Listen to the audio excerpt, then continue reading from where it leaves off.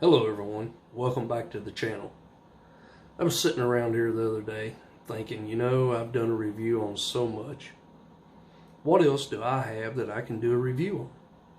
And then it hit me. I've got several knives that I use on occasion, some more often than others, that I haven't even touched. I've concentrated mainly on the SEs that I haven't touched these other knives. And I thought, I'm going to get these out and I'm going to do a review for everyone on these. The knife I've got tonight is the Mora Kansbol. It is kind of the little brother to the Mora Garberg. And the only big difference in these is the fact that this one is not a full-tang knife. So with that being said, let's get into this. And we'll talk about this knife and sheath and so forth and go from there. The Kansbol, it's made by Mora, and like I said, it's kind of the little brother to the Garberg. The blade design, the handle design, the length, everything is identical to the Garberg except for the Kansbol is not a full-tang knife. From everything I've found on the internet, the tang on this knife stops somewhere right around in here, just short of the lanyard hole. The handle material is the same and so forth. This is the stainless steel version. I don't know if they make a carbon steel version of this knife. I've never seen one, but that doesn't mean they don't make one. This is 12C27 stainless. And it's held up great. I've used it a lot to carve and whittle with. I've done some food prep with it, just seeing what it would do in the kitchen. And I don't have any complaints with its slicing abilities. It has a 90-degree spine on it, so it will throw a shower of sparks on a ferro rod. It's kind of interesting to me because when you look at the blade, you've got two different grinds on this blade. This is a flat grind back here, and then starting at this line you see right here, this is beveled out and thinned out all the way to the tip. If you look at it, let me get it up here where you can see it, you can tell where that stops, it starts getting thin all the way out to the tip. I haven't really done a lot of batoning or anything heavy duty with this knife. I kind of use it as a light duty, medium duty knife when I know I don't have to put one through a whole lot of abuse.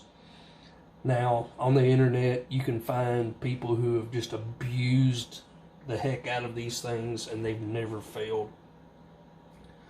But I've got other knives that are better designed for that kind of abuse, so I try to avoid putting the lighter duty knives through that. These things run on the internet somewhere around $39, give or take. This one here, I actually looked up on it. I was at Bass Pro Shop and they actually had them marked at $19.99. So I bought two of them and gave one away as a Christmas gift. So whenever you run up on a deal where you can get one for about $20 cheaper than normal, you jump on it. Or at least I do, or try to. The sheath is ambidextrous. There's no left or right to it. It's got two large drainage holes in the bottom. It's made out of some kind of plastic. It'll go in either way and it locks in real good and tight. They do make a multi-mount adapter for this that makes it MOLLE compatible. I don't know exactly how much the MOLLE mount costs by itself, but I just went with the basic belt loop set up for the button and all of that stuff. The weight on this knife is 4.7 ounces. The website doesn't explain whether that is just the knife alone or whether that's the knife and sheath together. So all I know is it's 4.7 ounces for one or the other. The overall length is 8.9 inches. The blade length is 4.3 inches.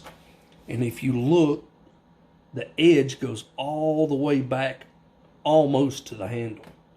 So that's the full length of the blade, just about. I can't complain. I carry this knife when I want something lightweight and medium duty.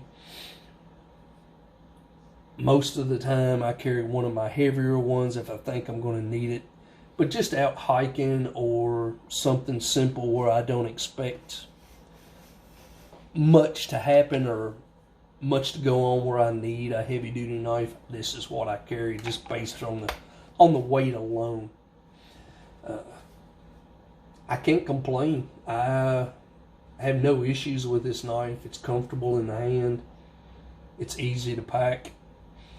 I've actually saw a couple of people who have taken this collar off that holds the belt loop, inverted it and put it on so that the loop comes down, run that through MOLLE, and then put a zip tie around it to hold it in place.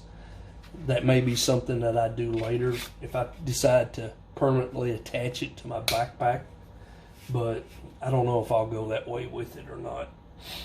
So I hope y'all have found this interesting. Like, share, subscribe, and I'll get a few more made and get a few more up here soon. Y'all have a good day.